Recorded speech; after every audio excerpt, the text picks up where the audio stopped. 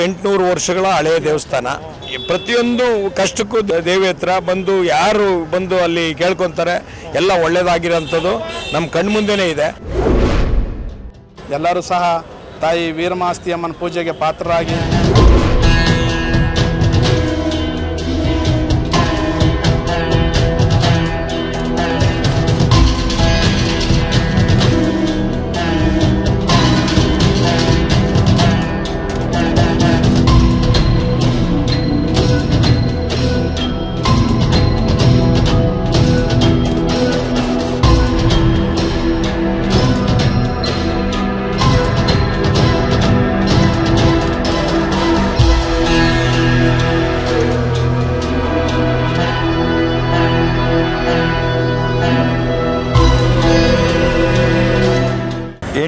ವರ್ಷಗಳ ಪುರಾತನ ದೇವಸ್ಥಾನವಾದ ವೀರಮಾಸ್ತಿಯಮ್ಮ ದೇವಿಯ 6ನೇ ವರ್ಷದ ವಾರ್ಷಿಕೋತ್ಸವವನ್ನು ದಿನಾಂಕ 22/8/2026ರಿಂದ ದಿನಾಂಕ 25/8/2026 5 ದಿನಗಳ ಕಾಲ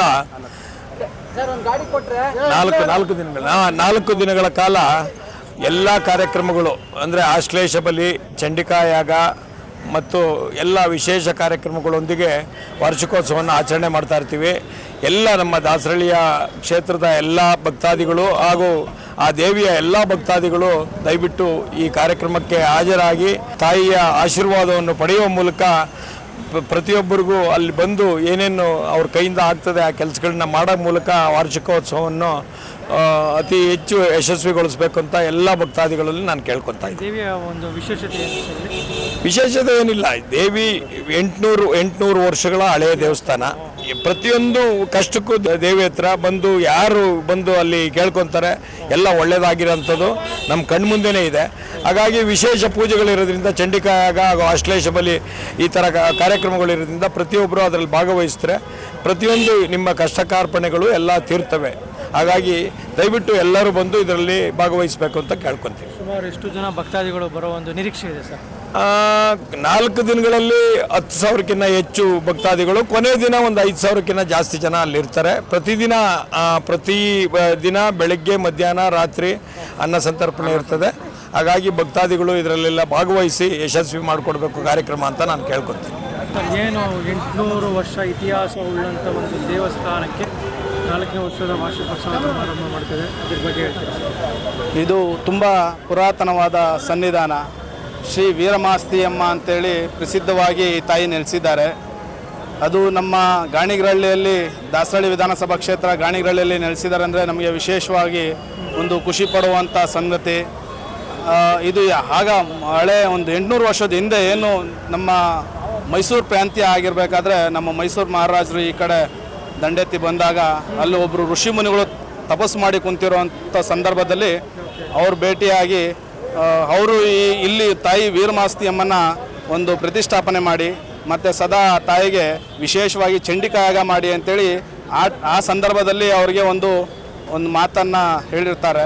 ಆ ಟೈಮಲ್ಲಿ ಅವರು ಒಂದು ಪ್ರತಿಷ್ಠಾಪನೆ ಮಾಡಿ ಆ ಟೈಮಲ್ಲೇ ಸಹ ಚಂಡಿಕಾಯಾಗ ನಡೆದಿರುವಂಥ ಸ್ಥಳ ಇದು. ಈಗ ನಾವು ಇಷ್ಟು ವರ್ಷದಿಂದ ಅದು ಸ್ಥಳಾಂತರ ಕಾಲಕ್ರಮೇಣ ನಶಿಸೋಗಿತ್ತು.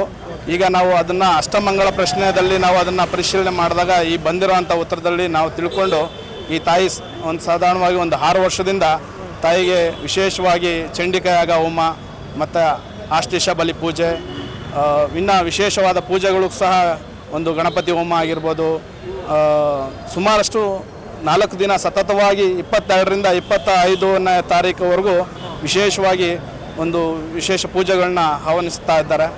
ಹಾಗಾಗಿ ಎಲ್ಲ ಭಕ್ತರು ತಾಯಿ ವೀರಮಾಸ್ತಮ್ಮನ ಪೂಜೆಗೆ ಪಾತ್ರರಾಗಿ ನಿಮ್ಮ ಕಷ್ಟ ಕಾರ್ಪಣ್ಯಗಳೆಲ್ಲ ತಾಯಿ ಹತ್ರ ಹೇಳ್ಕೊಂಡು ಆ ತಾಯಿ ಆಶೀರ್ವಾದ ಪಡೆದು ನಿಮ್ಮ ಕಷ್ಟ ಕಾರ್ಪಣ್ಯಗಳೆಲ್ಲ ಆದಷ್ಟು ಬೇಗ ಕ್ಲಿಯರ್ ಆಗಲಿ ಅಂತೇಳಿ ತಾವು ಕೂಡ ಆ ತಾಯಿಯಲ್ಲಿ ಬೇಡ್ಕೊಳ್ತೀವಿ.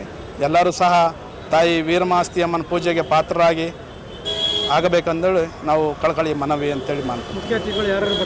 ಮುಖ್ಯ ಅತಿಥಿಗಳಾಗಿ ಶ್ರೀ ಸನ್ಮಾನ್ಯ ಶ್ರೀ ಕೃಷ್ಣ ಬೈರೇಗೌಡರವರು ಕೂಡ ಆಹ್ವಾನಿಸ್ತೀವಿ.